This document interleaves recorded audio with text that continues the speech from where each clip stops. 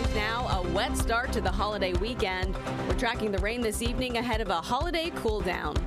And a school safe from closure. We all feel a sense of relief. What's next for Pointer Ridge Elementary parents and students? Protesters at the White House gates last night calling recent U.S. missile strikes in Yemen a genocide.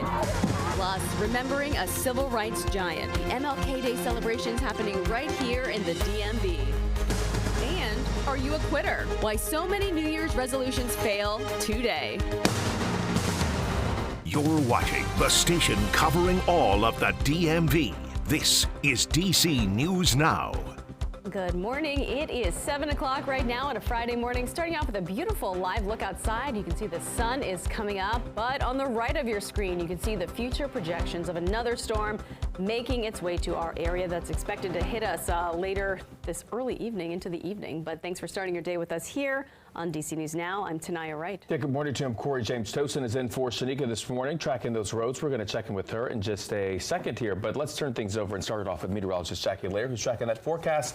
Things are looking pretty good as we see with that sunrise. I know, it looked really nice out there. Yeah. It's not going to be too nice later on this evening, though. Yeah, no, we're tracking more rain and wind. There's that system back out towards our west, that low advancing across the southernmost parts of the United States, closer towards Arkansas and Louisiana. They're producing some severe weather out there this morning. Farther off towards the north, we have another part of another system, but it's still, these two are combining together to bring us more of the rain and that wind back here locally. Flood watch has been issued. That's for the DC Metro, I-95 corridor, back over across parts of Virginia there. That goes until 6 a.m. tomorrow morning. Wind advisory as well, 50-mile-per-hour gusts possible in all these areas, and that continues into tomorrow afternoon. We'll likely see those wind gusts cranking out the south and west later on tomorrow. Trying to play out the rest of your day, increasing cloud cover. A few showers as early as 4 p.m., but the bulk of the rain at least through 7 p.m. and then later on tonight is when it finally moves out after midnight. More details on that coming up. Tosin's here with a look at those roads. What's the latest? Not bad over in Virginia. This is a Springfield area. Things moving along pretty smoothly. It's a tale of what's happening across the area. This is 395 at the 14th Street Bridge, an area that's usually busy, but this Friday so far this morning, no trouble spots right here, which is good news for you. Let's take a wider look at what's happening across the map. You can see those yellows and reds starting to pop up, congestion and volume starting to build at the 7 o'clock hour, but no major issues to report. All right, Tosin, thank you. Time right now with 7:02.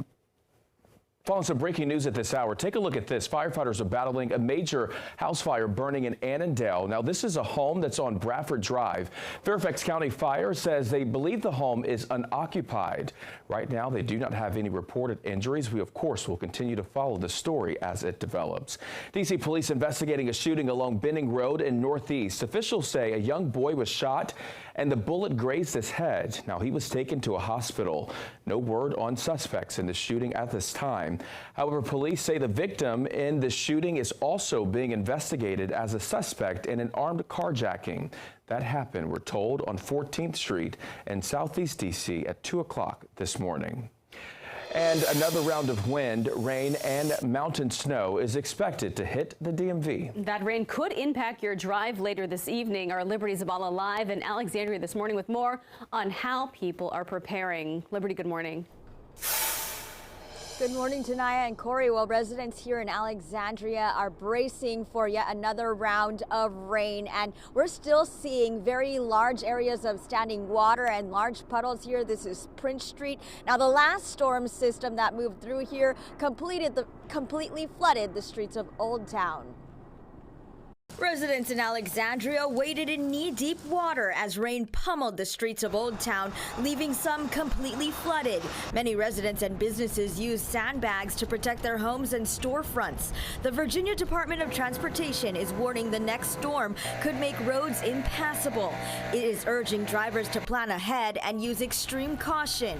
With the ground already heavily saturated from the last storm, the rains and heavy winds could cause downed trees. VDOT crews will be monitoring and treating the roadways. Crews will be setting up traffic controls and detours.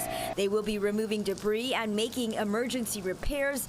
And they remind you, if you see standing water, they warn you to turn around, don't drown.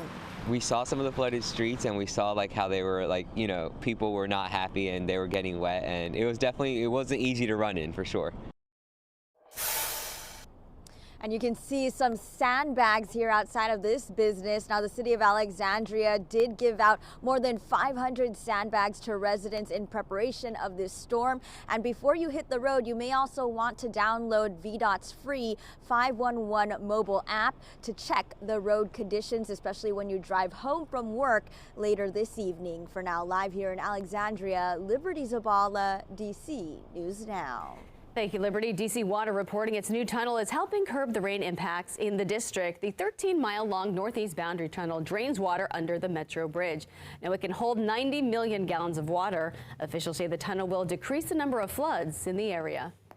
Preliminary data shows the tunnel captured about 267 million gallons of combined sewage. Without the tunnels, you would have had approximately 400 million gallons that would have flowed into the river. Still, officials say it's hard to draw a conclusion from just one storm. They say they will continue to monitor data from the tunnel. And of course, you can stay up to date with the storm and how it could impact you on the DC News Now weather app. Just scan the QR code on your screen to download it to your device. All right, a former Washington Wizards player is facing several theft charges this morning. Yeah, guard Ryan Rollins was waived by the team Monday. According to court documents, Rollins is facing 7 counts of petite larceny in Alexandria. Now, these incidents took place between September and November. A hearing has been scheduled for early next month. We've reached out to Monumental Sports, who owns the Wizards, for comment. Be sure to stick with us on DC News Now, both on air and online, for any updates. And this morning, 2 Loudoun County Sheriff's deputies are in the hospital with serious injuries after getting into a car crash. This happened near Watson Road and Manbar Lane yesterday morning. Investigators say the 2 deputies were clearing a different crash in Leesburg when a teen driver ran into them. Officials believe icy roads could have played a factor. Meantime, in Prince George's County, Maryland, icy roads are also likely the cause of a bus overturning. This happened yesterday morning in Marlboro Village near Ritchie Marlboro Road and Old Marlboro Pike. Prince George's County Fire and EMS say 6 people were sent to the hospital with minor injuries. Officials say the bus is owned by the Melwood organization. A Prince George's County man is in police custody this morning in connection to the armed robberies of 6 taxi drivers. The suspect is Francisco Chavez Ramirez.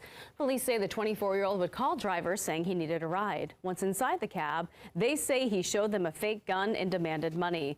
The robberies happened over a span of about a week. Police believe there could be more victims.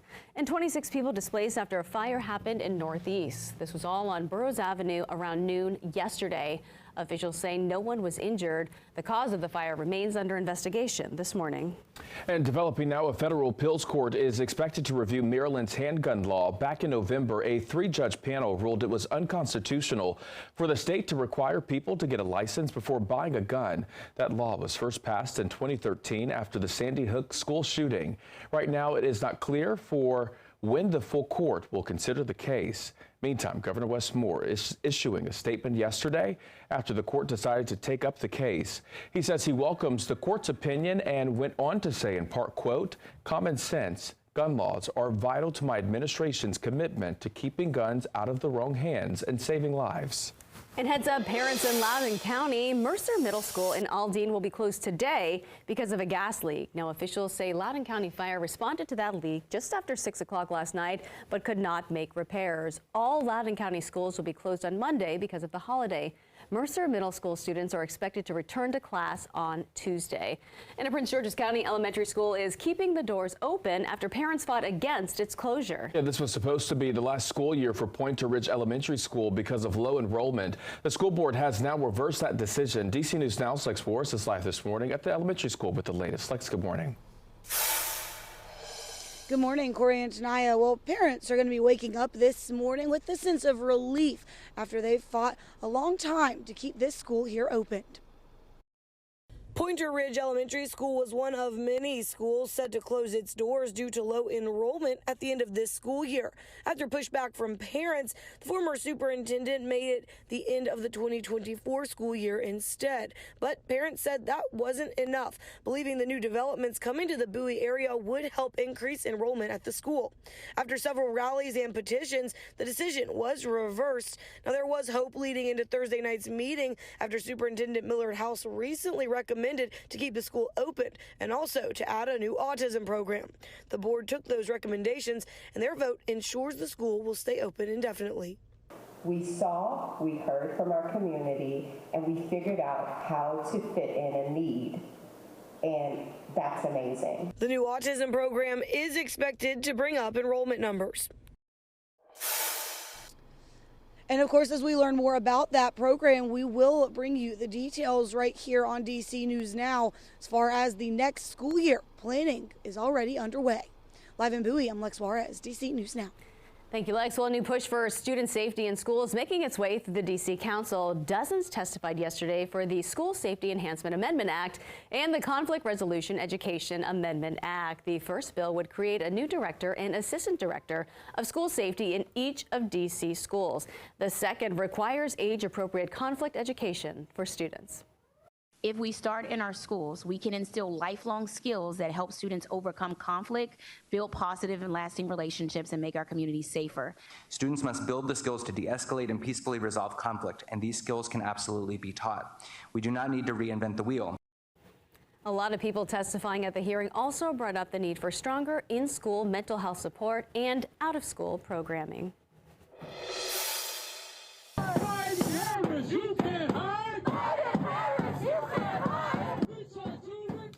New video this morning showing demonstrators at the White House last night. They were protesting airstrikes happening earlier yesterday in Yemen. You can see the protesters holding signs saying hands off Yemen. Now, those strikes carried out by U.S. and British forces yesterday. Officials say they bombed more than a dozen sites in Yemen, targeting the Houthi rebels' logistical hubs, air defense systems, and weapons storage locations. Those strikes did not come without warning. President Biden, though, saying the attacks are meant to let the militant group know the U.S. and its allies will not tolerate the rebels' recent missile strikes in the Red Sea.